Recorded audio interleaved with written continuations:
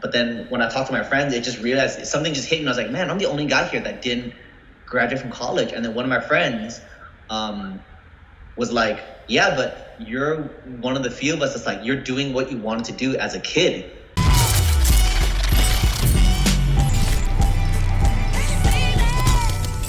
What's up, guys? Today's guest is a member of Hitz International and was the Assistant Stunt Coordinator of the critically acclaimed show Warrior. Please welcome to the JAMCast, Mr. Johnny Yang. What's up, dude? Hey, what's up, guys?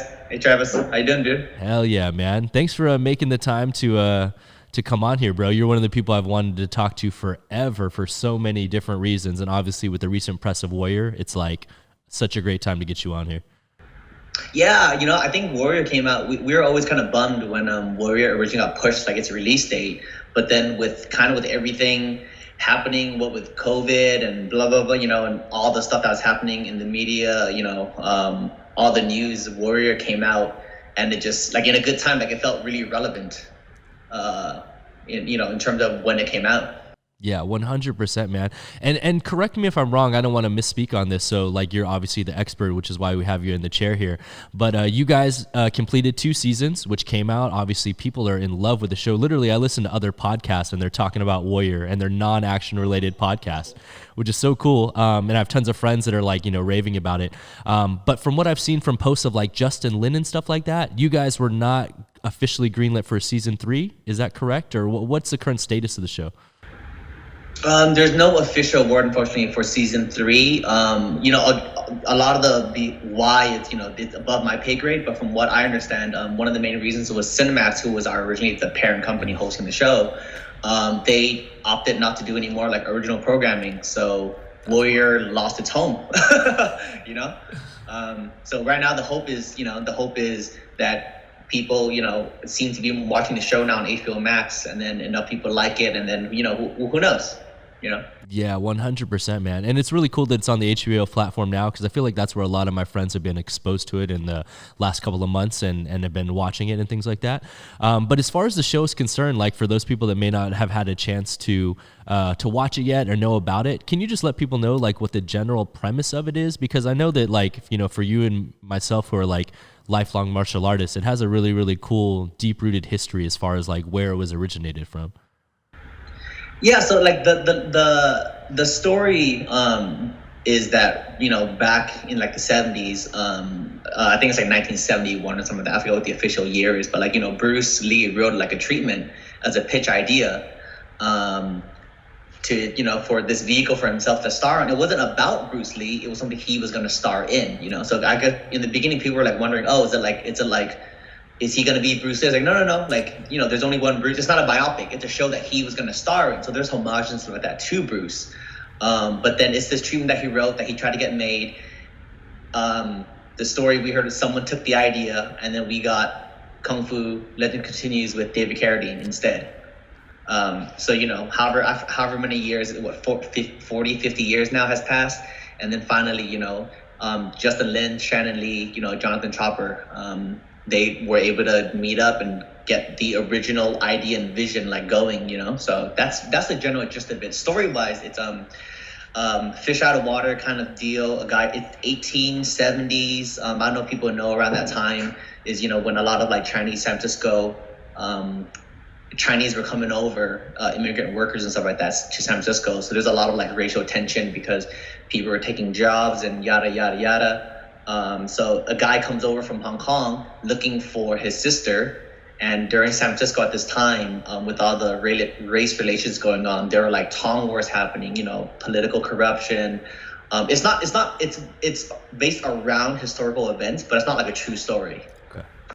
Yeah, that's super cool, man. And I think, like you said, that the timing of it when it came out as well, like especially when it was pushed on the last release date of the season, just, the timing as far as like the climate that's been going on in America and a lot of the stuff, based around systemic racism and I guess more so racism towards Asian people at the time. It's been really like hitting home to a lot of people to like see a story from back in the days being presented, obviously, and released during this time period. And people are seeing like, wow, is this show like speaking about history, or is it speaking about present day in a lot of ways, which is really crazy? Yeah, it's kind of like, oh great, how many years have passed since then? So we've not really changed much, I guess. when push comes to shove. Because I remember we again with COVID happening, we saw all the things where people are like graffitiing racial slurs against Asians, go back to your country, chink, and all the stuff like that, all over the place. And then one of the later episodes, when I was just going through it again, because it had been a minute, and one of the lines written in the show was like, "Oh, that's the damn problem with these Chinese. They're everywhere these days." And it's like, oh man, was this written 1870s or 2020? You know what I mean? Yeah, it was just wild to see. It's like, oh, okay. Sucks.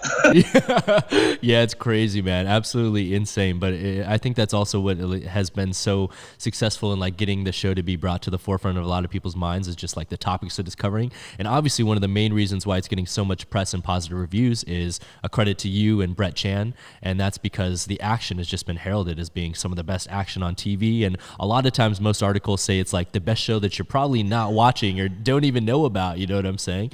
And so I also have to credit you because I believe, a recent press article even ranked it, one of your guys' fights as the #1 fight scene of 2020, which is a really cool accolade to receive.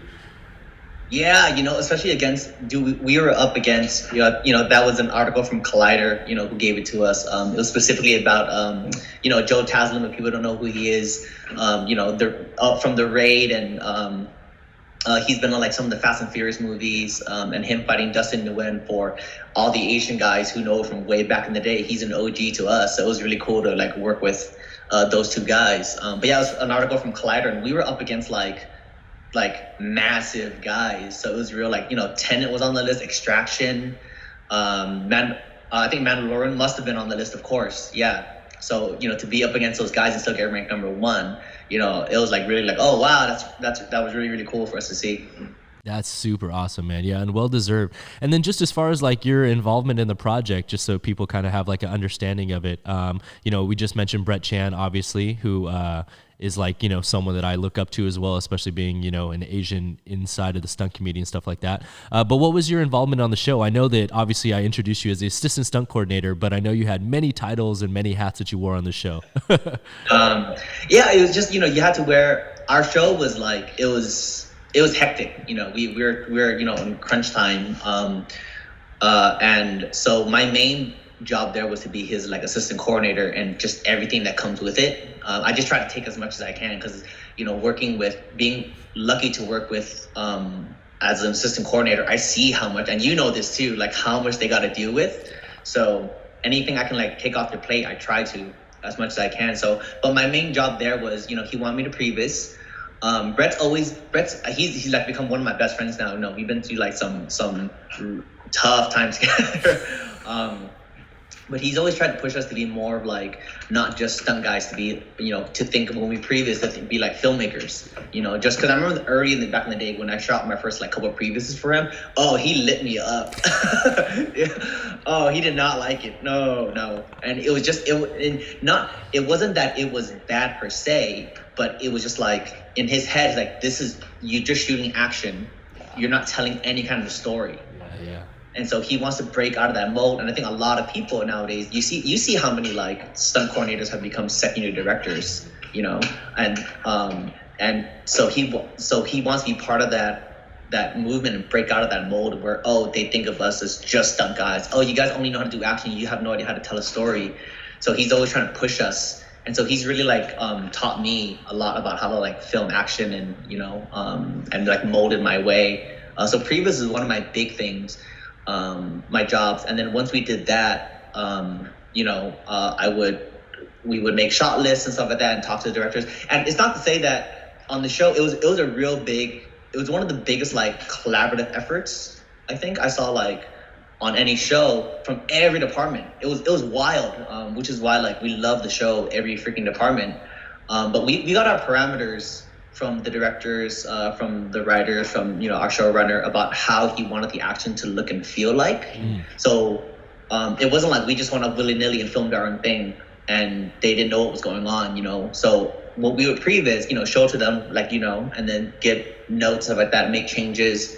And then we basically had to film it like a Bible. We would make a shot list and that's all we filmed.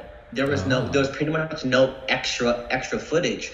A lot of that came down to just time. We didn't have the time to show up on set and just go, so what should we film today? What about this? What about this? This doesn't work. So we set up a system that we felt was going to be the most efficient way for us to work, which was it was like we previs, it gets approved. That's all we film. Exactly, and that's pretty much it. So it really helped streamline our process, at least for us. I know on much bigger shows, I've heard that can't happen. There's just no you got to have the backup in case something doesn't work or if they want to make changes. On our show, you couldn't really do that because we didn't shoot anything extra, really. That's dope, though. And that also makes sense of why you're able to put out these really dope previs examples where they're like side by side with the final product, because like literally they're having to copy it as a blueprint. That makes a lot of sense, man. No, that's super cool. And then just as far as like the fight scenes are concerned and stuff like that, were all of those fight scenes shot on first unit, or were you guys given like full second unit helm to just like shoot all the fight scenes out? I want to say the majority of our action scenes were second unit, if I remember correctly. Some of them, I don't want to like ruin it for people who are going to eventually watch, but like some of the really big like melee clashes, that was in conjunction with first unit. But then on like for instance the fight that Collider ranked, Lonnie, the episode's director, shot most of the ending part of it, because there was a lot of acting pieces and stuff like that, and dialogue and stuff like that. So we were there with him to just that when we shot our eventual fight scene, it would link up properly. So we know exactly where he ended and we knew how to get to that position. So same thing, he shot the beginning, he shot all the lead up to that fight. And then once we started it, then second unit ended up taking over and then doing the majority of the fight scene.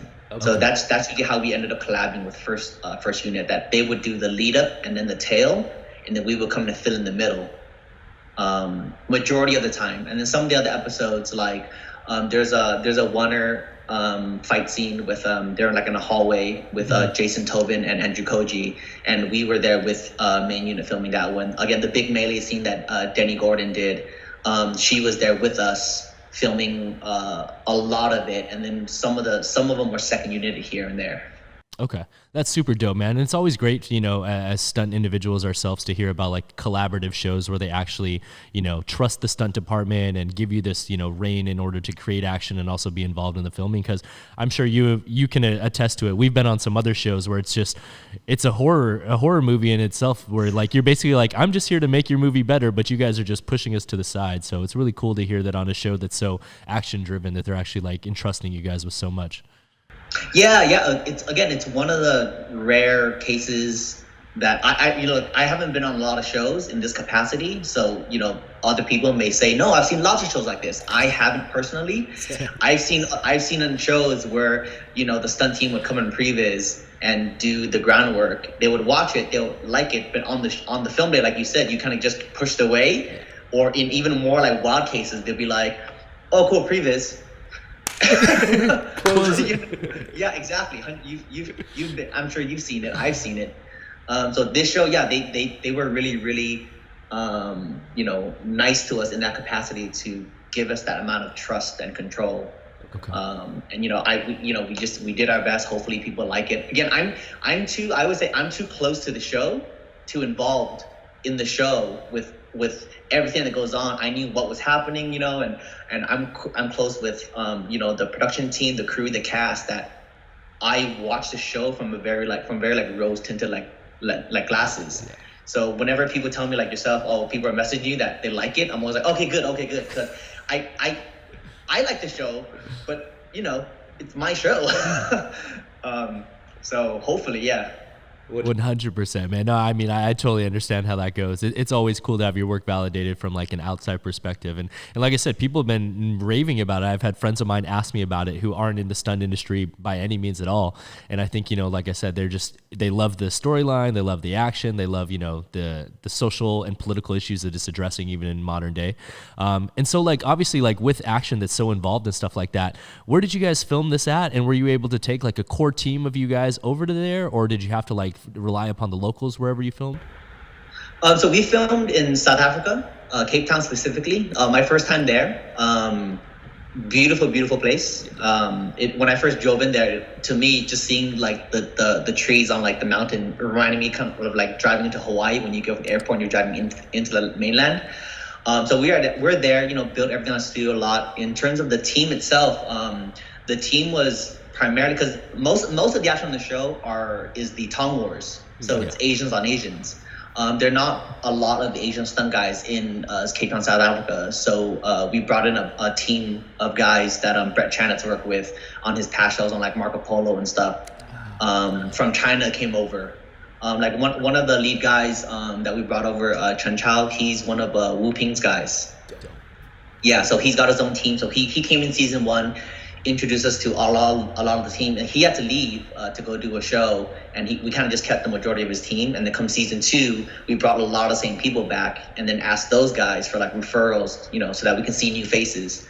So it wasn't just like, oh, it's him, that's the guy from season 1 that died again. That's super dope, man. That's super cool. Yeah, I had no idea where you guys filmed at, but Cape Town is a beautiful, beautiful location. I've never got to shot there. I got to visit there, but yeah, it's a really, really cool spot according to all our friends. And then just as far as like the show is concerned right now, when you guys are shooting these episodes and stuff out there, whenever it gets to second unit and things like that, what specifically would you then jump into? Like, I believe you said you were overall assistant stunt coordinator, but then when second unit would happen, Brett would jump to being second unit director, and then that would make you the stunt coordinator on that unit? Yeah, basically, yeah. Anytime, he's been the way that he was kind of brought up as well, it was like, oh, he wanted to push me to do more and obviously help my career as well. So when he got second unit, he was like, hey man, I want you to come and be the stunt coordinator, for you to learn, get the credit, kind of help build you up. So then it just transitioned. The thing is, even though with being the stunt coordinator on the actual day, it kind of just feels like, because Brett's still there, you know what I mean? Yeah. And he knows what's happening. I'm with him on main unit assistant, so it's kind of like we just lose one extra guy, but then we shift over. So it kind of feels almost the same. It's just I become that much more involved about like running around the set and like talking to you and making sure this goes right and like making corrections, stuff like that. And like Brett and I have a real good like shorthand now. I've worked on like 3-4 shows with him in that capacity where we'll be like watching the monitor. And then he'll see something, and I'll know what he sees because I know what he's looking for. And he'll just be like, "Johnny, you," and I'm like, "Yeah," and I just run off and go before he even finishes talking. And then like one of our writers one time was like, "Was that English? What are you guys talking about?" And it's like, Johnny knows. He knows. That's awesome, man. Yeah, there's nothing cooler than once you have like a good system and a good rapport with a coordinator like that. And, with that being said in general, I know that you are a member of Hitz International, which is a group that was actually founded. Brett Chan is one of the founders of that. So how did you first initially get introduced to Brett, and what other projects have you had the chance to work with him in that same capacity? Oh, so it was wild. So whenever the film Olympus Has Fallen, I was just going to ask if that's when you met him, because I was on that. Is that where I met you? I think that may have been the first one where we worked on together. Was down in what was that? Shreveport, Louisiana, 2012 or something. Something like that. Yeah. So that show was where I met Brett the first time, and we were just soldiers, on that show. That was my first like travel gig. One of my first like bigger shows to work on, I met Brett there, and we were like talking, and I was like, Brett Chan, that name sounds familiar. And I started thinking back, and he was the one that remembered that I had emailed him, like, the whole email hustle. Yeah. A couple of weeks ago, just say what's up, heard you doing the show, whatever, nice to meet you. So he actually remembered that, and then so again we didn't really talk too much on that show. I remember being really intimidated by him when I worked on that show. And then, because I was newer, if anything, really, other than like some other guys on the show, I was kind of like the newest in terms of being in the industry guy on that show. Yeah. So that's where I met all the OG. That's where I met like Simon Rhee and like Andy Chang, James, all those guys. That's where I really got to meet all those guys. So I met Brett on that show, and then I just kind of kept in correspondence with him over the years. Just every once in a while we chat, hey, what's up, Happy New Year's, blah, blah, blah. We chat for like a little bit, and he tried to get me on a couple of shows, and it just never panned out. And then he got a show in the US, and all his normal guys were busy. and he had been keeping track of me, all the little shorts that we used to do, you know, on YouTube and stuff like that. And he needed a guy, so he just took a shot in the dark. Wow. And it just worked, because even I think when we first met, we also like by the end of this, we're either gonna be like this, or we're gonna be like we don't know. I've never been in that capacity, you know, and you know, luckily it worked out and we became like this afterwards. So then after that, really, I think it was just I helped him on a couple small shows, like just a day or two here and there. Nothing major, and then he picked up Warrior. Yeah. Now that I think about it, yeah. Because I think a year or something had gone by where we worked on anything major, and then Warrior came on, and then he scooped me up, and that's all she wrote, and it was just Warrior. And then I worked with one of the other Hitz guys on a show in China, which is this big, like they wanted to do like an Asian, like Lord of the Rings kind of show or movie. So we worked on this big budget China. I feel like every couple of years China releases like our biggest budget ever film. Every couple of years, like, oh, we have no. So this was that current, our biggest budget ever film. I did that one in China. They went back to Warrior season 2, and then went back to China again to finish off the other movie. No way. That's crazy, dog. That's super, super cool. And it's awesome how, like, you know, we all find these coordinators that, you know, for lack of a better term, like take a chance on us, and then we're able to just, you know, continue to like ride the waves and just, you know, follow them. It's a blessing. Yeah. It's a blessing. Yeah. I think it's cool though, because people always ask me, you know, that's a question I get most commonly, which is like, how did so-and-so take you under their wing? And I think like your story is a great one, because like you said, you just shot this guy a random email in the dark, met him on a movie, just randomly kept in touch, and like, look at you now. You guys are working side by side alongside each other on so many shows.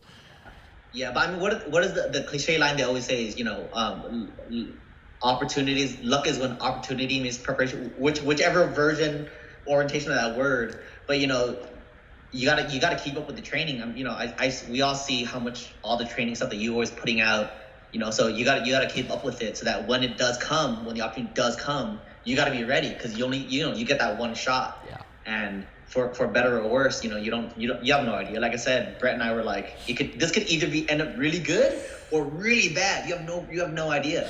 Totally. So you just hope, you know, and it luckily for me, yeah, it worked out. And now, like, he's become like one of my best friends, you know, ever since then. Totally, man. And along the lines of, like, you know, what you're speaking about, which is, you know, like, you can't just, you know, be waiting around for stuff to happen. You have to be prepared for things to come. You know, yourself, you have always been shooting, you know, fight scenes and choreography and doing indies and stuff like that. And I think, you know, I'd be remiss if I didn't bring this up, because for a long time, like, you are also a member of another group that within the independent film world has like a cult following on its own, and someone that I watched as well, like through the duration of my career. And that would be like your involvement with like EMC Monkeys. And if I'm not mistaken, that's probably some of the stuff that Brett was able to see like over the years and follow up with.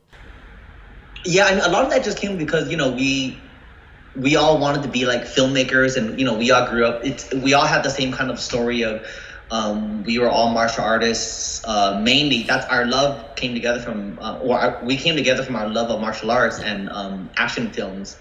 And so that's kind of how I hooked up with these guys, and we just wanted to make stuff because we loved the process. And I think part of it, really, when I think about it, was in terms of like getting like stunt work and stuff, was just because I didn't really know what else to do and had time. So it's like, oh, let me just put these videos, and yeah, I can learn, and it'll be practice. And we had just done so many, and some of them are, I think sometimes some of our cult following is because some of our stuff is really like nonsense. Yeah. I remember we used to work with a lot of like some like big YouTubers of like Mike Diva and like Punisher and like Corridor Digital and stuff like that. And some of them have told us before, like, we love how sometimes at the end of your videos, you guys clearly don't give a fuck, because it just goes off the rails. Like, yeah, because a lot of times we're filming something and someone will do something really nonsense, and we'll all laugh and think it's hilarious, and so it just goes that way because we don't know, because like we just want to make videos for fun, you know what I mean? So there was like, it was very, it's not like now, it was very like kind of low stakes. Yeah. It was for us to practice and just get together as friends and make funny stuff, things that will make us laugh. So we just made a bunch of like nonsense all the time. It's so cool. So cool to see, man. Yeah, I mean, I think that's one thing that a lot of people, the reason why they follow you guys is obviously the action was good, but more so it just always looked like just like a brotherhood or a collaborative effort between a bunch of guys that shared like a common goal and a common interest and a common love of martial arts and action cinema more than anything. And I think that's why people continue to follow you guys, is because they could see it was like a genuine passion that was shared amongst all of you. Yeah. I mean, we always thought of ourselves more of like a brotherhood than necessarily a stunt team. Because even now, we're all kind of scattered to the winds. Zin, one of the founders, he's over in Cambodia right now. Just training. He's nomadic. He's just training and living his life. Real chill. Some of our other guys are scattered across like the U.S. and everything. But then we all still like chat because we always consider ourselves more of a brother. Because I think people in the past used to kind of ask us like, oh, how do I join your team and stuff like that? And we're just like, it's not just that we got to get to know, because we got to get to know you before we want to meet, because we got to make sure we gel. We're not just like this team, we're not like a stunt team in that kind of sense. Because I remember when I first joined, I trained with them for like 2 months. And at the end of it, we went to like a all-you-can-eat barbecue place, seafood place. And at the end of it, they were like, so that we had like a group meeting. So Yang's been with us for like 2 months now, and we seem to get along because no one's been calling him like a bitch for like to deter him from coming. This is literally what they told me. They're like, because I guess if they didn't like me, they would have just smashed me left and right to make me not want to come anymore. And then they're like, so you want to? And I was like, yeah, that sounds cool. I think one of my first ever like time on a set, like doing a short film, like proper one, was with the guys. They invited me out. This is before they asked me to be part of the crew. And it was my first like really foray into it. And like I remember, all I had to do was I got punched in the stomach, and like he tagged me, right? And I was kind of like, oh, like that's fine. I'm all for that, but I didn't know because I had never been on set before. So I remember thinking like, I was like, oh, so that's how y'all do it? That's cool. That's cool. Oh, that's so good, man. That's it's really, really cool to see. And for those that don't know, like who you referred to earlier, as far as like Zin, who's in Cambodia and stuff right now. For a lot of us kids that grew up in like our generation of people that are into action, especially parkour and stuff, Zin was like a pivotal figure in my life. For those that don't know, he's the one that released the original video called Urban Ninja, where he's running around doing like parkour in a mall and wall flips and all kinds of stuff. And early in my career, he was one of the first people that I worked alongside with on like Sleeping Dogs, a video game. So I've closely tracked you guys throughout the duration of your career. One of my favorite videos is, I think, one of the ones that has the most views for you guys, which is the Crow Zero fight. The two like gangs fighting where you guys are against each other. And I love that one because it has all you guys, and it even has guys like Sean Charney in the mix, and absolutely hilarious. Yeah, it was just us being. I mean, that shoot went south so quick because we couldn't get into that dirty soccer field. Something happened and people ended up showing it late. We ran out of light, so we just started shooting, just like we gotta film. So we just tried to knock it out. And I don't know if people know, like that movie Crow Zero. It's this Japanese manga that. I don't know if there's an anime, but they made a film out of it, and we all just really, really dug the film. So we're like, oh, let's do this cool tribute. I think it'd be like a lot of fun. I think we all watched the movie together. Man, that first one was a lot of fun. I think we tried to do a second one, and it didn't pan out the way we thought it would. I don't think we ever released anything from it. Okay. Yeah, that's crazy. That's crazy, man. It's so funny to look back on the things that were released like pre-SAG career, for lack of a better term, and it's amazing that at least you guys have those memories that are like living on the internet for forever, if that makes sense. For better or for worse, right? Yeah, man. And totally. And predating like your EMC days, I know that obviously martial arts has been like a huge part of your life as well. So can you just let like people know like what your martial arts background was? I know obviously like your involvement in Wushu, and I know like your mastery of the spear and stuff like that. But how long did you study martial arts for, and what was like the foundations of your introduction into it? The foundations of my introduction to martial arts was... Yeah, baby! Respect. Legit. Because we used to, my cousins and I used to go into like my front yard, backyard, and play fight as Ninja Turtles. And just, you know, and just your imagination, like, oh, there's a ninja there, get him! And we go and like just, you know, fight air and stuff like that. And then we started play fighting, and I remember the turning point of my starting official martial arts was I knocked out my cousin's tooth. I kicked him in the face. We were fighting in the living room, and we had like a U-shaped couch, right? And he kept like backing up towards the end of the couch, like, and I kept throwing spinning kicks at him. He was like, aha, you missed me, you missed me, and he backed up to the couch. I had nowhere to go, and so I tagged him and I knocked out one of his teeth. No and then way. you know we got in trouble, blah blah blah, and then like my dad was like, okay, let's put you in some classes so you can control and not do stupid stuff like this. And then so that's how it started. So I actually started with traditional kung fu for like 2 years. I think I was 12 years old or something like that. Okay. So I did that for 2 years, just like, you know, traditional kung fu, and then that's also roughly around the time I discovered how much fun it was to go out and hang out with friends. So then my school started going down, and as punishment, my dad took it away from me because he knew that was my joy. So he took my martial arts away from me. So I didn't touch martial arts for like 2 years. And then I guess I started doing better in school, and then I got introduced to modern Wushu. My coach was Brian Wong from he's from Nanjing.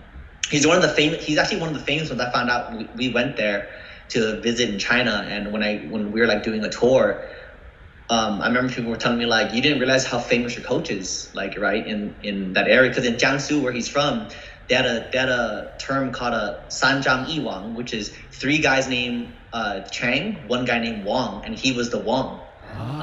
So he was famous. My specialty weapon became spear because his weapon was he was known as the spear king in China. So then I picked it up, and I ended up, you know, modeling my style after him. So I did Wushu for 9-10 years, I think, competitively. I got really into it by the time I was like 16, I think it was. And for some reason, something just clicked in my brain that, oh, this is what I want to do, and that became like everything revolved around. It didn't matter what I did, because I remember like one time we had to go to junior prom or something it was, and I told my girl that I was gonna go. I was like, oh, we're gonna be an hour late because I gotta train, and there was nothing was coming up, but it was just like, nope, I just gotta go train. That's just what I do. Like, so we're gonna be an hour late. So I did that for like 10 years, and then I think roughly around that time is probably when I met the EMC guys. And then I was retiring from Wushu by that point. And then I met the guys. I went with Zen they did a Jackie Chan reality TV show in China. And so we were the US representatives. Yeah, The Disciple? Yes. Yes. So a couple of us, you know, went, and that's where I met Zen. And that's kind of all she wrote in terms of they're the ones that really brought me into like the film world. And showed me, and now I'm like, my main background is still Wushu. That's still like my strongest style, but training with them is when I started picking up like Taekwondo. You know, Malai, one of our guys, was like our kicker on the team, and so when we do our training was like a hybrid of anything anybody knew. So we would do our trainings, and we would do TKD basics, and then we would do like kickboxing basics, and we would do like boxing, and then we had a guy who's really good at gymnastics, so then we would do flips, and then we would do like stunts. I remember my first like back 3/4 fall was with them, and I had never done it before, ever. But everyone was in line doing it, and you know, peer pressure. You don't want to be the bitch that doesn't do it. So I remember standing on the mat and just being like, okay, and I just chucked one, and I remember throwing it like, and hearing from them, I just heard someone go like, oh, super safe, because my first one I've never thrown before. Yeah. So I, you know, whatever that meant, yeah. So that was my introduction to like really like other martial arts and stunts and stuff like that, you know. That's so funny, man. And it's really funny because, like, me personally, I know of the EMC training sessions. They're legendary in Southern California and stuff like that. Malai has even, like, hit us up to, like, come use Jam during quarantine times to continue some of the training sessions with, like, a small group of guys. And it's super cool to just see where, like, each of you have kind of, like, made your own way where, you know, you got kind of, like you said, guys are dispersed all over, continuing to, like, you know, further their own careers at this point and stuff like that.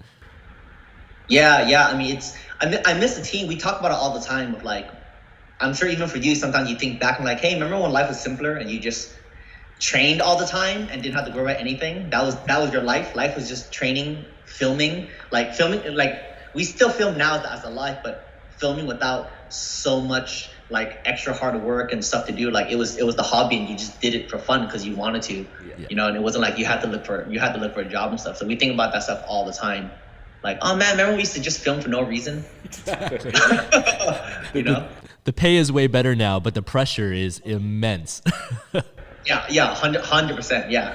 I talked to one of my other like indie friends who's like a DP, and he says, we do industry stuff because it pays better. Exactly. But the real passion projects are like the indies and stuff that you'll go do with your friend on a weekend and random stuff like that. So yeah, that makes sense.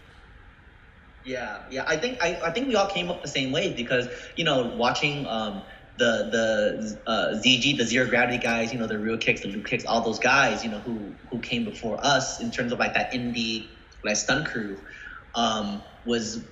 everyone just wanted to be in control of their own stuff. Mm-hmm. You know, they had worked and us as well had worked on some like smaller like Hollywood productions and seeing how they film stuff. And like you said, you can come in and do all the work and all the previs and whatever you want to do, and you think it's good, and they can look at it and be like, that's great. Just, you know what I mean? And it's like you show up on set and like have no control over anything. And I think that's part of that is what drives a lot of us to go and make our own stuff. Because we know we want to be part of that process. We don't want to just come in and have you ignore us the rest of the time. You know, I think we want to feel involved, and that's why we all come in and we make these things.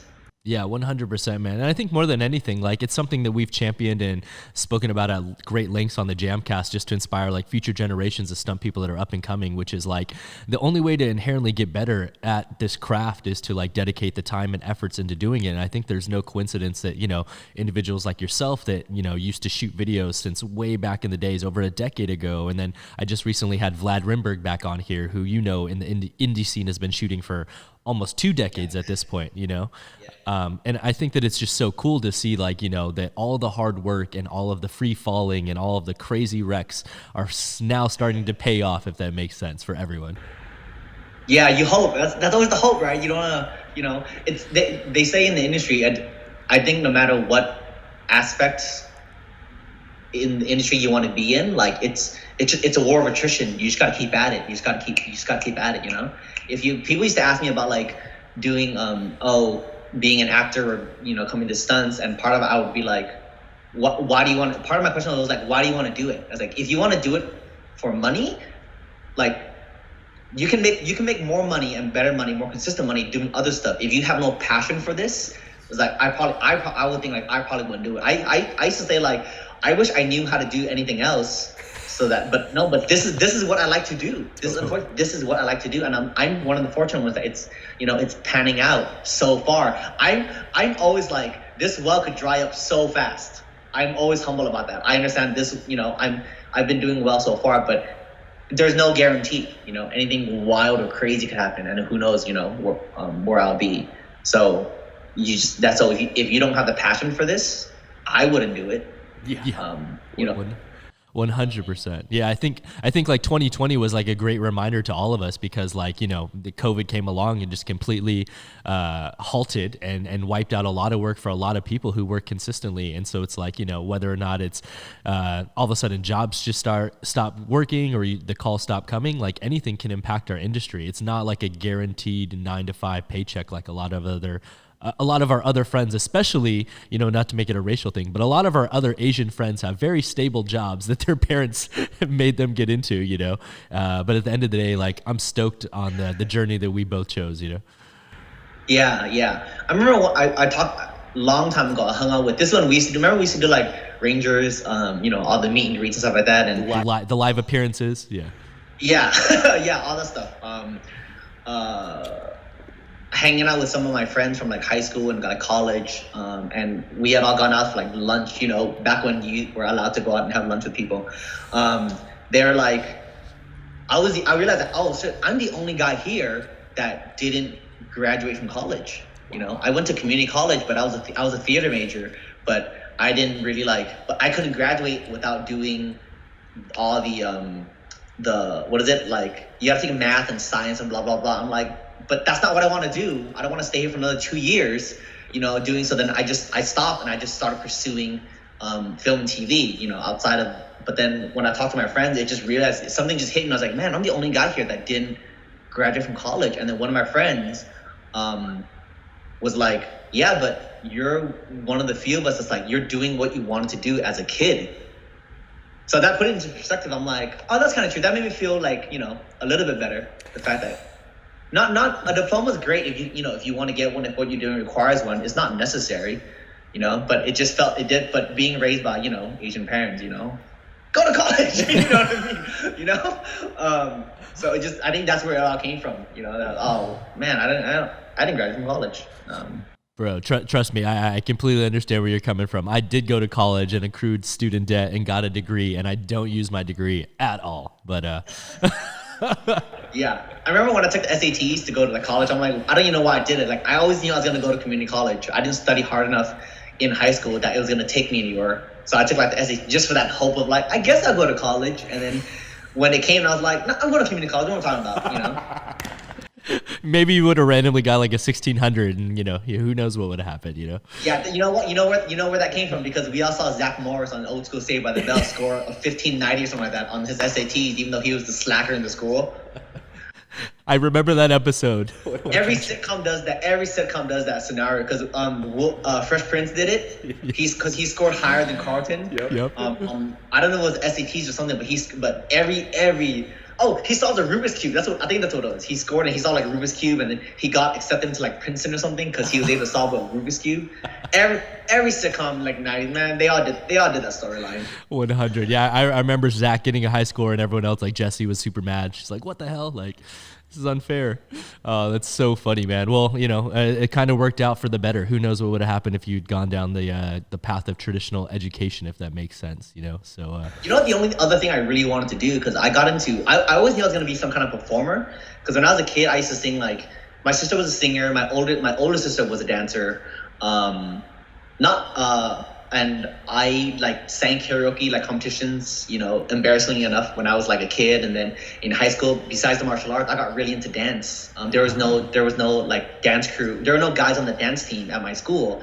And then one day, one of the girls was like, "Hey, you want to come and do a show?" And I was like, "Yeah, sure." And I had such a great time. Come my senior year, I joined the dance team, and I dug it hard. Like, that and martial arts became like my life.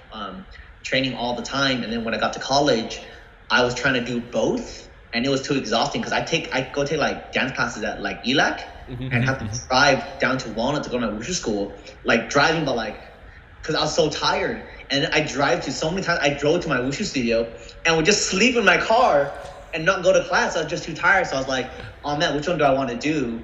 Because I really enjoyed both, and I chose the martial arts route. So the only other possibility was like, oh man, I might have tried pursuing dancing, and then seeing I wonder what that would have taken me. I might have to end it here. Who knows? Because we know guys who are like pro b-boy dancers, some of that, who are now stunt guys. That's crazy, man. I didn't know that about your dance background. I'm gonna have to add that to your resume in my book. That wasn't good. That's why I always have a hard time saying like I'm a dancer. I was a dancer. No. Like, I took dance classes and I was really into it, but I didn't do it enough or get good enough to be a dancer. You know what I mean? But that's why I have a soft spot whenever I meet people and I see people who can rip it on the dance floor. I'm always like, oh man, like, I wish I could do that, because I missed that life. That was a good time performing. But I think it's just we just like performing, man. Yeah, 100%. After performing on stage. Yeah, it's kind of funny that you say that because I feel like there is a lot of other stunt guys that I know that, like you said, like didn't become professional dancers, but at some point in their life, like delved into b-boying or hip hop dancing or something, just because I think it's just all, you know, movement based, and we all just love performing and moving, you know, in general. It's so wild, bro. Well, I'm still gonna add that to your resume list. And also I think in the 90s, Asians were b-boying. Yes. Yeah. That probably is why that movement also came in, because I remember I went to go take some of the b-boy classes, but then the Asians, at least in my school, the Asians who were b-boys were also gangsters. Somehow their world just correlated. Like, oh, if you're Asian, you b-boy in the 90s, you were also a gangster. Yeah, 100, bro. People don't know about the Asian gangs in LA, man. They were prevalent back when we went to school. Oh yeah, I remember. I think part of the problem was that back in the 90s, all Asians, gangster, not look the same, because the style was all black baggy pants, short cropped hair. So every Asian guy looked like a gangster. We used to get hit up all the time walking home from school, right? Yo, where you from? Yo, wait. Oh my God, dude. I remember I got so tired of it. Some people used to hit me up on the street, and I would just be like, I'm not from anywhere, man. Leave me alone. I just walk away. I was so tired of it, and they would just stare at me as I walk away. So I'm like, you have nothing better to do, man? Bro, I totally know. I can attest to the same thing. There'd be so many times I'd just be walking around at the mall or like getting food, and guys would come up and hit me up and be like, what are you claiming? Where are you from? I'm like, nothing, dude. Like, I run track. Just because I wear Cortez don't mean I'm a gangster, all right? Yeah, we were all wearing Jinko jeans back in the day. That was just standard, you know? It's like, it wasn't from a gang. Yeah, for real. I mean, but yeah, like, again, people don't know, because even where I grew up in Monterey Park, we're like this is where I don't know if it still is, but it used to be the largest concentration of Asian Americans in the U.S. I think it was Monterey Park, Cerritos, you know, I don't know where it is now. But yeah, we had like hardcore, you know, with like, you know, watching and stuff back in the day. Yeah. I don't know, you know, like the Mexican gang Lomas was around. I don't know if they still are. I have no idea. But yeah, we used to get like threats at our school. One of my friends came in who's like turned his whole like 180 in his life. But he came into our school and he had like issues with like gangs, and like I remember one time he had to get escorted away from school. Like his mom had to call someone, and like three cars rolled up to escort him from school so he didn't get jumped on his way back from school. And I had friends that got jumped. I was involved in like fights, you know, growing up, you know, with gangsters and wannabe gangsters and stuff. And then I don't want to go into that because someone's gonna shoot me. I was just gonna say, at a certain point, the OG gangsters moved on, stopped doing it or whatever, or went away. I don't know, dispersed, whatever that happened. And then, you know, a younger breed came up. I was never that close into the gangster world, but I had friends who were, and they would tell me, they're like, you know, it's the old man syndrome. You complain about the younger generation about like, oh, these wannabe gangsters and they don't do this, and you know, and yeah, it's just, yeah. I mean, I think Zin one time told me, because Zin wasn't ever in a gang, but he told me growing up where he did, him and his friends became like famous-ish in that area, or they got known, right? And like wannabe gangsters who came up didn't know who he was, and Zin don't give a fuck. And they would like step up, same as you, they would like step up to him at the mall, and Zin would just look at this kid and he would just go like, yeah, and the kid would like, like, do you know who I am? You know what I mean? Oh, that's so funny, dog. Yeah, I mean, for a lot of people that don't live in LA, they probably have no idea that there was Asian gangs back in the day. They were all over my high school, from like the ones you named to also there was like KM, Korean Mafia, 4Cs, and dude, I've never talked about this on the JAMCast. I'm just gonna throw it out since it's come up right now. But one of the craziest things I ever saw in my life in high school was a friend of mine. I'm not gonna say his name, but he was like at a dance. There was beef going on, right, between him and a rival gang member. They like called him outside to like go fight outside instead of inside the dance. And he's like standing out here, right? So here's the homie. He's facing off against this guy right here. And from behind him, two guys from the rival gang ran up with katanas and they sliced his Achilles, bro. It was one of the most crazy things I've ever seen in my life, dog. Well, the fact that they ran up with katanas is, for some reason, that's extra wild to me. Like, if they just ran out and had little like knives and stuff, I'd be like, oh, okay. But like the fact that they ran up, and then got low.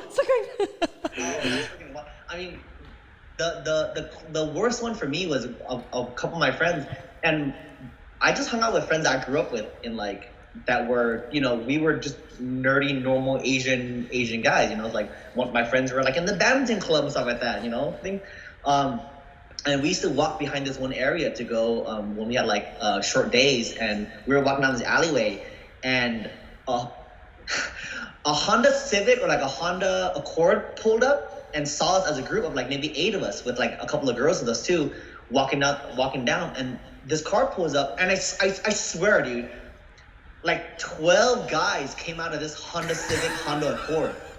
It was crazy, because I remember even the second it happened, and I was like, oh shit, we're gonna get hit up again. But then they kept coming out, and I remember my first thought was thinking, how did you guys fit? I was like, were you guys? I wanted to ask them, like, were you guys like lap sitting? Because that's not gangster, guys. Like, you guys if that's what you guys are doing, and one of them pulled a knife out on us. Yeah, and I remember just thinking like, oh shit, like not this again. But usually when it happened before, I was by myself and it would be fine.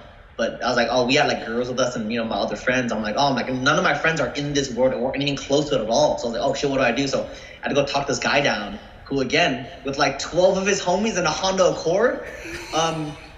It was crazy. Bro, and you know what I keep thinking about, which is so funny because it's an inside joke with us, so I'll have to explain it after. But I keep thinking like, man, maybe this is where Johnny started being able to look like he's not just Asian, but he could, you know, be Mexican so he doesn't get hit up as much. Could be, maybe. My natural defense mechanism just evolved into like, I gotta become a hybrid, so I can be either side. So like whichever side wins, I can just be like. and for those that don't know what we're talking about, so that no one takes offense to it, we have a long-standing running joke with Johnny where I call him like my ambiguous stunt double, because I swear I've called you multiple times, and eventually, like even on last season of Stumptown, my ABC show, I was able to bring you in to double a Hispanic guy, and you were a perfect match for him, dog. Yeah, surprised. I mean, dude, I got blasted in front of all the OGs when we did the Rush Hour TV pilot. And John Turtletop was the director, and we were all hanging, and he was chatting with us. You know, I was there with Simon and James and Andy and stuff like that, right?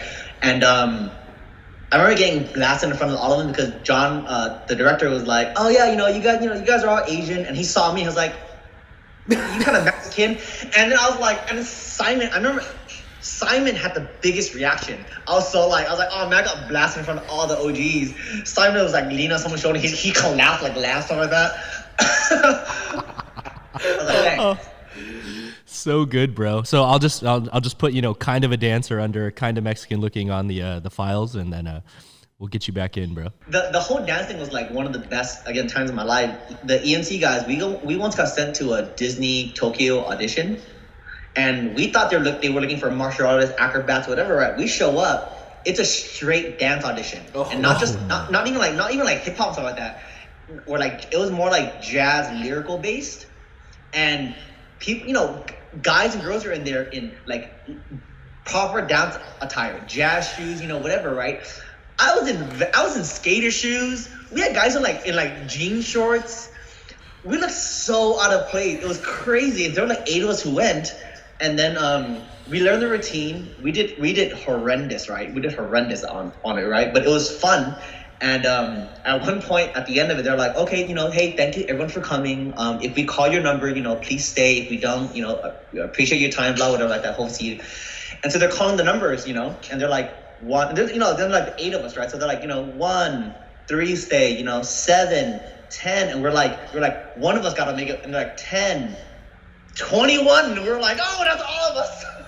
How'd they cut you all? Not one of us, that giant jump was our crew. We're like, not one of us made it. Oh, those are the memories you can look back on and laugh about now that you're working on big Hollywood productions, and just remember the days of the jazz auditions. We all wish so hard we had footage of that audition, just to see how crazy we look compared to everyone else, and just see what happened. Because we were definitely the most, because at the end of it, they were like, oh, you know, we want people with dynamic personalities, you know the whole nine. Yeah. And when we left and we said we were so nice, we said thank you to everybody. And then they told us like, you guys definitely brought the dynamic personality. But you know, we didn't have the skills that they were looking for. But we were the loudest, most rambunctious bunch in that whole audition scene. Oh, that is So so on good. plays, we look crazy, bro. Dude, I can only imagine too, because I've followed EMC forever, so I know the way the crew used to dress, especially Zin, dude, of anyone. Like, holy crap, it's so crazy. Yeah, we're just like Asian thugs. So dumb. Oh my god, I wish I had videos of it. But again, one of the best memories because of just how ridiculous it was, you know? 100, bro, 100. And along the lines of that, man, like someone that's been in the industry for, you know, a decent amount of time, like yourself, as you're making the transition from being a stunt performer to getting to the coordinator side as a fight coordinator and as assistant stunt coordinator and then a stunt coordinator itself. Is there a project in your mind that has stuck out so far as your favorite to work on over the duration of your career? And it could be Warrior. I gotta give it to Warrior. I love that show. I mean, like, we keep joking that, because again, we don't know. Fingers crossed we get a season 3. You know, I don't want people to think like, oh, he's just saying that, like, oh, we're gonna get one. No, as far as I know, we have no idea. We're trying to. We want. I mean, I don't know if we're trying to. We want one, but I love that show so much. Everybody on that show, I had the best experience. You know, on a personal level with the cast and the crew and the production. You know, on a creative level, the amount of creativity they allowed us to have on that show. So everything worked. You know, a lot of those people on that crew so far, or at least like the cast and stuff like that, I still regularly chat to. And I can't really say that about any of the other shows. Again, Warrior is one of the shows I was most like tied into, right? So I had a chance to build those relationships. If you just come and day play, I'm not gonna get to know anybody, you know what I mean? Other than like if I come and I see you and we hang out and we talk. But so really, Warrior was the best experience overall. Something really, I always say, like, something magical kind of happened on that show. Just how everything came together and everyone was like really down for the cause. There was no ego, you know what I mean? Everyone was really humble and like down to. We had training every morning. You know, Brett likes to run training for the team, and then all the actors would come, and you're always welcome to say, oh, our gym is, you know, can be your home. And the actors would come in and work out with us as much as they could. So we had actors coming in all the time to just join our open gym training. Essentially, it was what it was. You know, we had actors who would be like, hey, can I come in? You know, I just wrapped early. Can I come in and work out? I'm like, yeah, for sure. You know, like they'll just be on their own. But so everyone was down for, you know, down to the hard work and the sweat and stuff like that. So Warrior, I think, really is the best one. As again, I don't have that many like runs like that to really compare to. So I'd really give it to Warrior. If you want to just talk about like as a performer, when we worked on Transformers, in Charlotte was a lot of fun. I think a lot of it has to do with just your crew, right? We didn't do much. I didn't do much on the show, really. You did. It was like I remember we'd just be like any stunt. Where's Travis? Anytime it was anything, yo, where's Travis at? Now that I bring it up, I remember that. We used to joke about that all the time, like, yo, Travis just getting pulled on everything. It was so funny. And you know what's so funny about that? That was pretty much one of the last jobs where I decided to perform, because I was getting freaking PTSD and anxiety every night. I was in every gag, every scene. I'm like, what is happening, man? Like, that's so. I completely forgot about that, man. I forgot what the joke we used to make about that, about you being called to do almost every gag. But yeah, Transformers, even like Olympus, my first one. You know, it was miserable out there because 117, 120 degrees while I was there. And I was only there for like 2 weeks, but the crew was so much fun to be around. You know, all 70 of us, you know, who were there. It was so much fun just to be around everybody, even though it was blazingly hot. So I think the crew always has a lot to do with how good your experience on a show is. Yeah, 100%, man. I can attest to that. And that's kind of like a great segue, too, because Olympus Has Fallen, we both worked for a stunt coordinator by the name of Keith Willard. And I know that one of your most recent credits, you can correct me if I'm wrong, is the Harder They Fall, where you got the chance to be co-stunt coordinator, I believe? Yeah. And was that alongside Keith as well? Yeah, I mean, I'm actually glad you brought that up, because I would be remiss not to bring it up. Keith and Lynn Oding, who's, you know, if you guys don't know, he's now a director. Those guys brought me full circle. I wouldn't be where I am today, arguably, without them, because I met Brett on Olympus and I got on Olympus through Lynn. That's how I met Lynn as well, and that's where I met Keith. So they've been great to me over the years. And I ended up hooking up with Keith again when he was doing The Last Ship in LA. Yeah, and that's where I re-met him, and we got along really well. He dug my work. And then I started working away for a little bit, and Keith would call me sometimes, but unfortunately I was busy, blessedly so, with like Brett and stuff. And then finally this time he needed a dude to come and be his co-coordinator, and I was available. And so that's that she wrote. And again, same Keith and Brett are really similar in the sense that like they want to bring people up with them. So he told me on the show, because originally he came out, hey, come and be my fight coordinator for, like 2 weeks or whatever it is, we'll do some of the prep work, and then we'll see what happens after that. And then I went out, hadn't seen him in a couple of years. Same thing, he dug the work, and then he asked me to stay on and be his co-coordinator. Because in his head, it's kind of like, why not? And I fully agree, and I hope that one day, if I ever get to that position or that level, that I can do the same for someone else, because that's how these guys treated me. They're like, why not give you the credit and give you the position? You'll take on more responsibilities, but why not give you that credit, because it does nothing but help you. It doesn't take anything away from Keith. Keith's still the boss. Yeah. You know what I mean? But then it does nothing but help me out. And so Brett is the same way, Keith the same way. So I've been really, really lucky to work with guys like that. So he had me on as his co-cord for, and then we got shut down during the pandemic, like everyone else did. But that was a really good one, because I got to Joe Perez, he's a fantastic rigger. Is how I met him. Joe. Because back in the day when I was starting out, he, I had an interest in like rigging, and Joe was always fantastic to answer any of my questions that I ever had, in terms of, learning basics and stuff like that.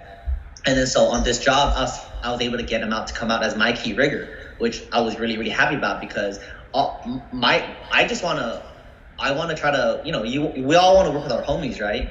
And I want to try to get back people who looked out for me when I came up. I'll never, and I hope I stay true to this. I don't ever want to get to a point where I forget about the people who helped me out when I was coming up. Because otherwise I wouldn't be here without that. So Joe, I was able to get him on my key rigger, so I was really, really happy about that. Finally something clicked, and I was able to hook him up. And just work together with one of my really good friends. So I mean, Keith is great. He's so cool. You've worked with him. Yeah.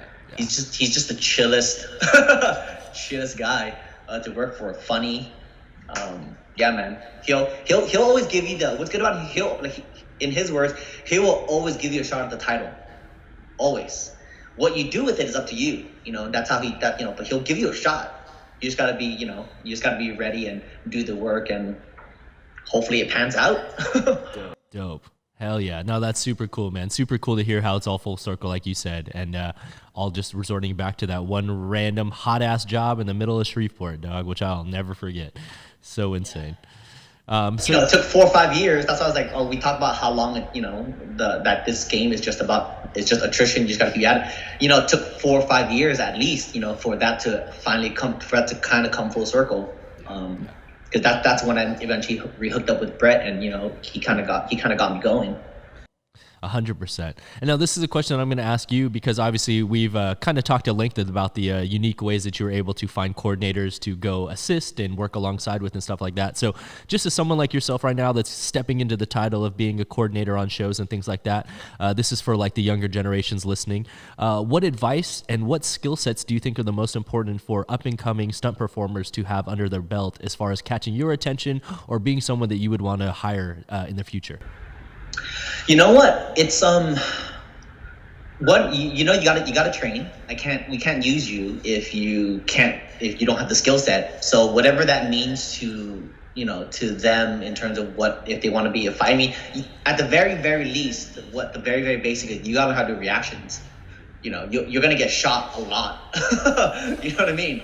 I swear half my credit when I was like starting out stuff like that was just guy that runs and gets shot. You shoot a gun to get shot. So that was so much. So you gotta learn how to do good reactions, if nothing else. Fights ended up being its own like kind of specialty thing now.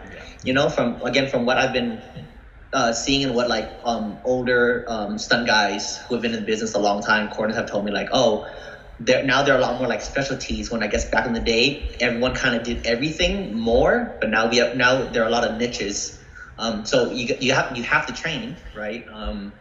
Otherwise, I can't use you. But for me, I honestly think if people don't get along with you, if you're not likable, you ain't working.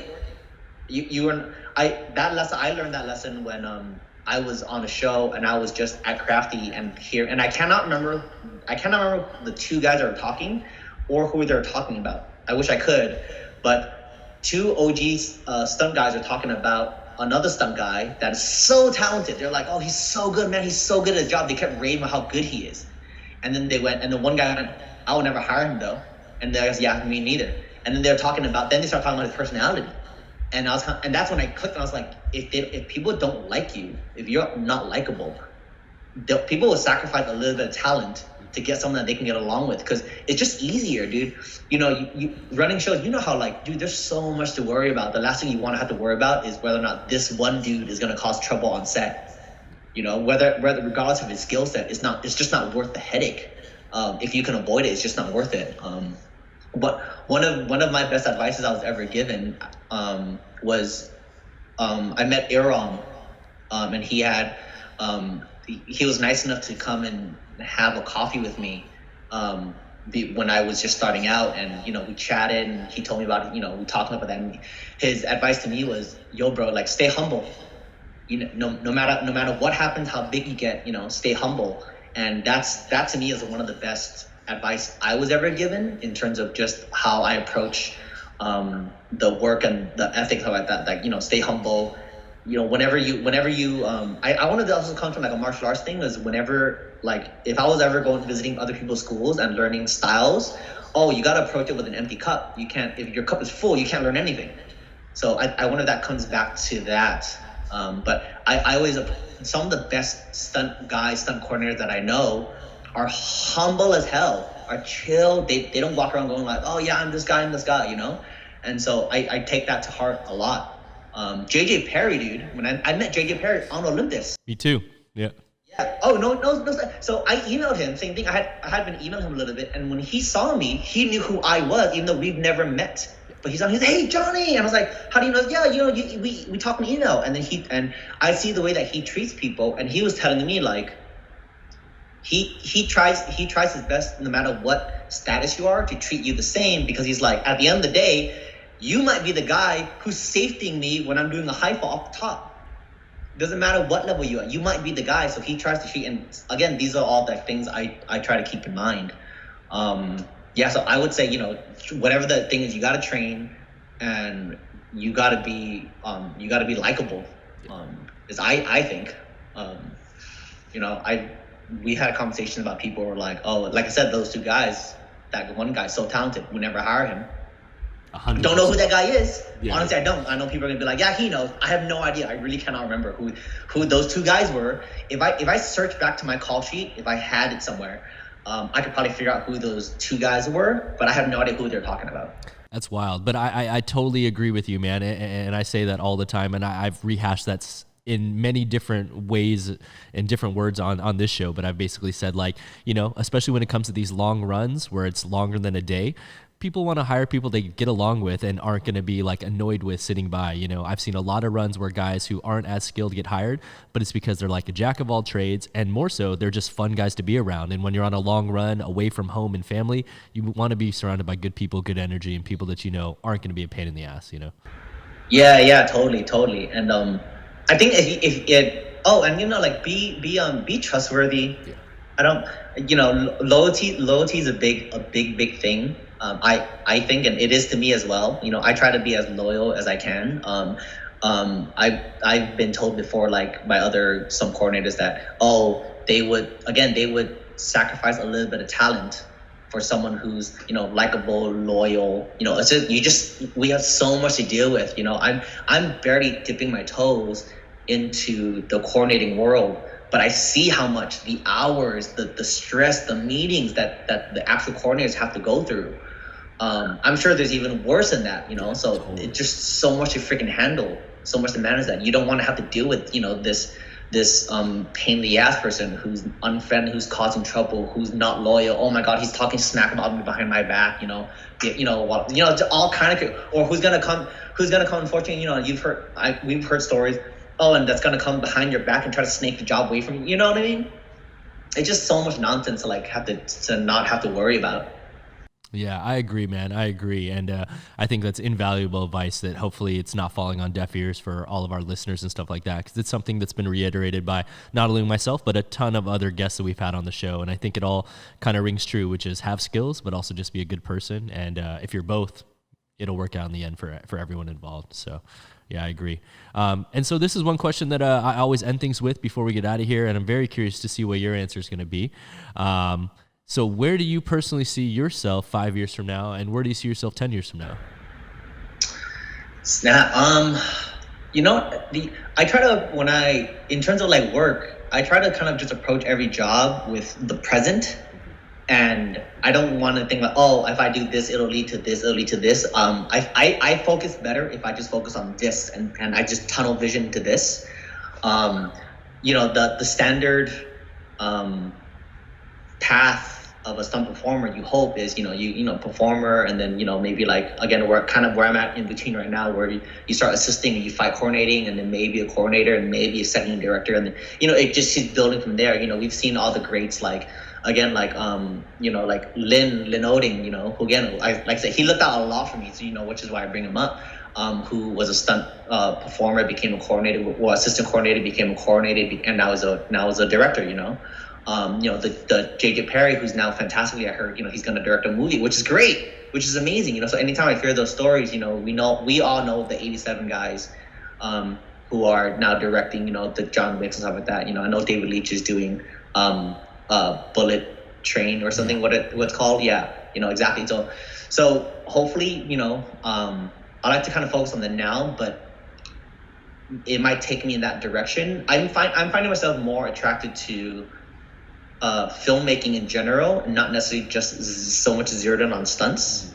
After Warrior 2, again, was such a great experience. I got to work so closely with some fantastic directors and the writers and the producers on that show that it made me really like fascinated to watch them block a scene, talk with the actors, how to, you know, and shoot this thing and tell the story visually through a lens. And so I got really, really fascinated. So that's kind of where my passion is heading towards. So to be in 5-10 years to be a filmmaker, whatever that means, whether it's to become a second unit, to become a director. I was trying to direct my first short during, you know, we shot YouTube videos. We can shoot those for days, yeah. Right?